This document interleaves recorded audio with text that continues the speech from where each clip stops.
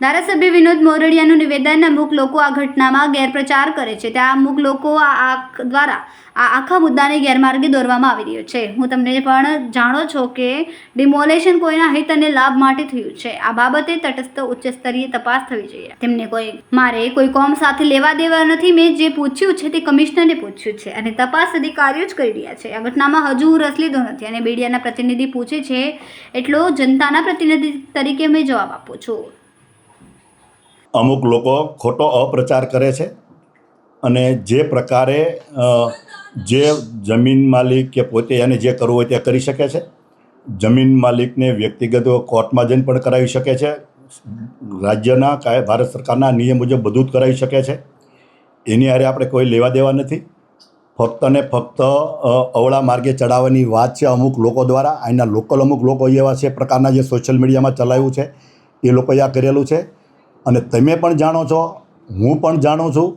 અને જે પ્રકારે ડિમોલેશન કોઈના હિતાર્થે થયું છે, કોઈના લાભાર્થે થયું છે એવું જણાઈ આવે છે.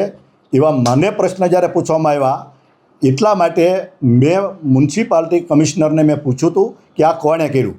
આજ સુધીમાં વાતચીત એ જ ચાલે છે કે કોણે કર્યું. અનલીગલ થયું હોય તો એની સામે કાર્યવાહી થવી પડે. એમાં કોઈને બચાવવાની, કોઈની સામે કાર્યવાહી કરવાની વાત નથી. પણ અમુક લોકોને કદાચ અમુક લોકો વાયા મારફત પણ કાંઈક ને કાંઈક આવા પ્રવૃત્તિઓ કરી રહ્યા છે. એટલે હું એવું માનું છું કે તટસ્થ ઉચ્ચ સ્તરીય તપાસ થવી જોઈએ. અને જે લોકો આમાં સામેલ છે, કાયદો હાથમાં લીધો છે, ચાહે કોઈ પણ કોમ હોય, હું એવું માનું છું કે મારે વ્યક્તિ કે કોઈ કોમ હારે કે કોઈ બીજી વિશેષ લેવા દેવા નથી.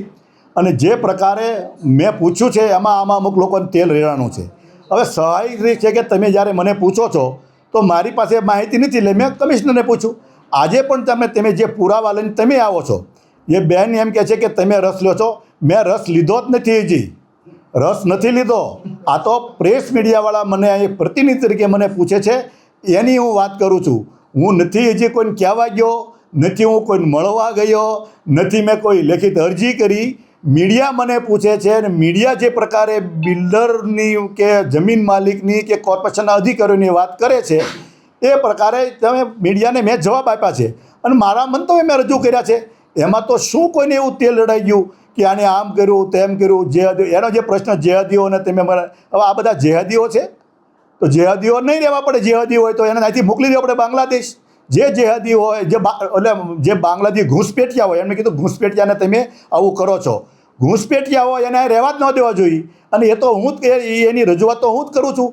અને અમારી આગળની સંકલનની કમિશનરની મિટિંગમાં અમે પૂછેલી માહિતીઓ છે અને એમાંથી પોલીસે કામગીરી પણ કરી છે અહીંથી ઘૂસપેટિયાને કાઢવાની. હજી આવી રીતે ચાલી છે.